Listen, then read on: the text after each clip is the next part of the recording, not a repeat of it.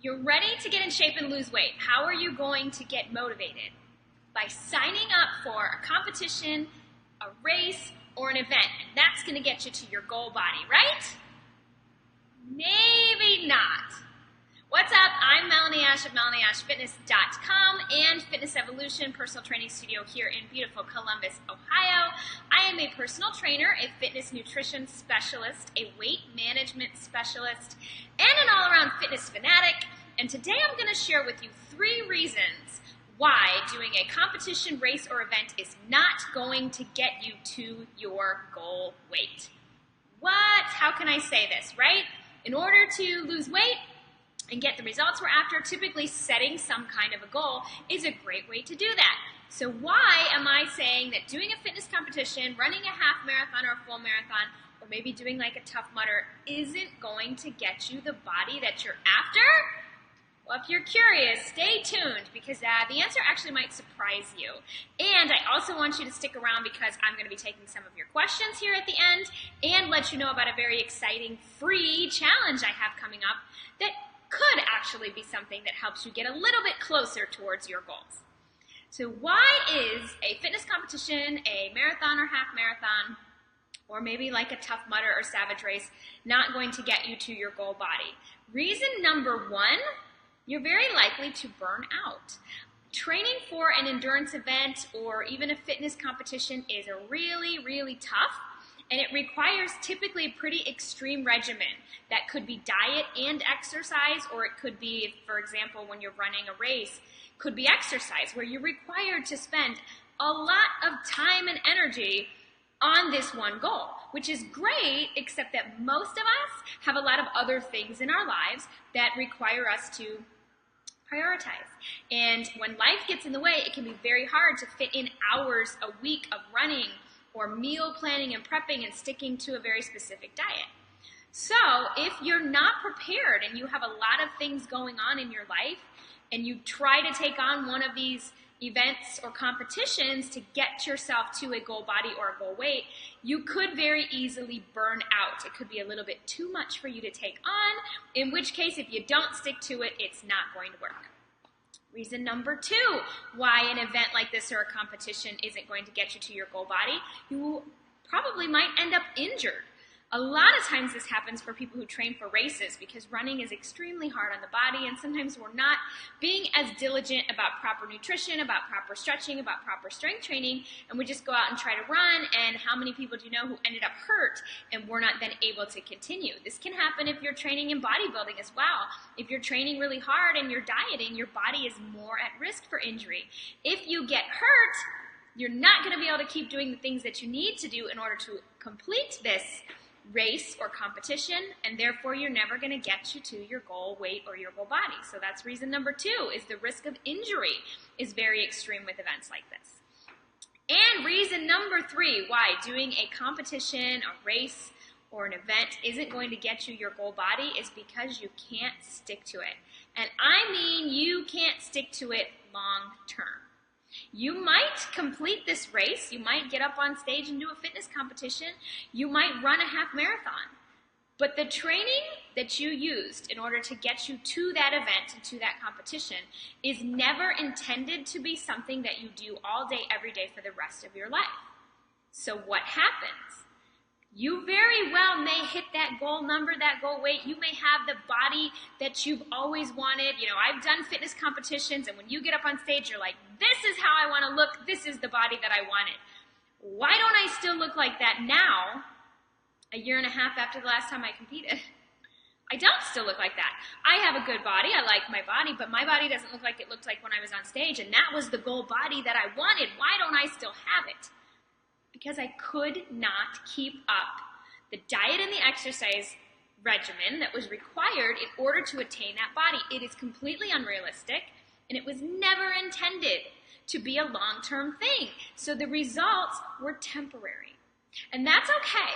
Listen, I am not saying you should not sign up for a marathon or a half marathon. You should not do a fitness competition or do a Tough Mudder. What I'm saying is, the motivator for doing one of those things should not be expecting to get to your end result physically and staying there after you are no longer keeping up the regimen that requires you to get to that event. If you're training for a marathon or half marathon, you can't keep up that level of running all the time, so inevitably you'll put some weight back on. Even if you do lose weight, you will put weight back on after when you stop doing all of that activity. The same goes for a fitness competition. So understand that anything that you can only do temporarily will always reward you with results that are temporary. You will never keep them. So how can you get to your ideal weight or your goal body? By making small, sustainable habit and lifestyle changes that are going to take you to that result slowly over time in a way that you can maintain long term. And what you may find, and many of us have, is that you thought the body that you wanted is a stage body, a fitness competitor, but when you discover what you have to do and how you have to live in order to maintain that body, you realize that it's not really worth it, and that you're happier with having a body that looks just a little bit different, and maybe it's not quite as lean, but the quality of your life is much more improved because you're able to be a little bit more relaxed with your diet and you don't have to go to the gym twice a day. Those people who you know who are professionals, who look like that all the time, that's because that's their job and they are paid to do it, and they do live in that way. You know, people who are professional bodybuilders, they live that way almost all the time. For most of us, that's just too extreme, it's unrealistic, and it's not something that we can or want to maintain. Therefore, doing that competition might get you to a body that you're after temporarily, but you aren't going to be able to stay there. And so my caution here is just, if you want to do a competition, if you want to run a half marathon, if you want to do a savage race or one of those types of events, by all means do that for the goal of accomplishing it, of pushing yourself hard, of seeing what you're capable of competing, of potentially winning, of feeling great about setting and achieving a goal. Don't do it if your only goal is to lose a certain amount of weight, reach a number on a scale, or have a certain body aesthetic, because you will not keep it, because you can't live that way all the time.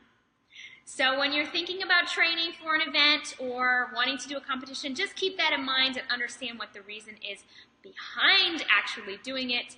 And my advice is to go for results that are much more realistic, small changes over time, change your lifestyle, alter the way that you live slowly so that you can keep that up long term, in which case you will have a much better chance of keeping your results long term.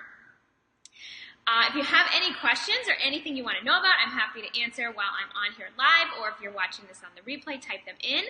I want to let you know about my free 30-day ab challenge, which we are starting up in full force on July 1st. I know some of us, school ended and summer started and June happened and life got crazy. Maybe we've fallen off track a little bit, but it is still summer and you're ready to commit to something a little bit more accountability, and something to push you just a little bit harder to stay on track when it's hard in the summertime, when you're at the pool and there's barbecues. So my free 30-day ab challenge has an exercise calendar with exercises for you to do every day. It has dietary guidelines to help you avoid those things which are gonna not keep your belly flat and lean, to help you have a leaner, tighter midsection. And we have a Facebook group where you have access to me and help from other participants and motivation, which is really, really cool. It is all free. Just go to melanieashfitness.com/30-day ab challenge. I will post a link here with this video. Go ahead and sign up whenever. We do start Saturday. I'm super excited to get going because I know myself as well.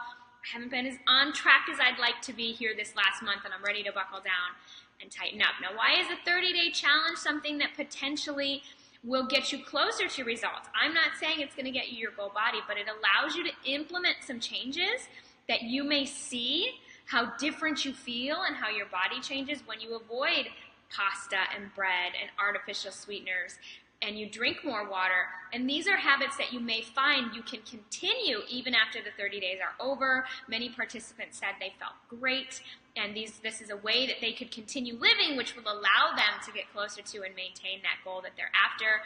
I had ladies who lost 5 pounds in 3 weeks when you implement these very diet changes and implement some great habits, you can have pretty good results quickly. So I'd love to have you join. It's MelanieAshFitness.com/30-day ab challenge. It is free, and we start on Saturday. So sign up, and I'll see you there.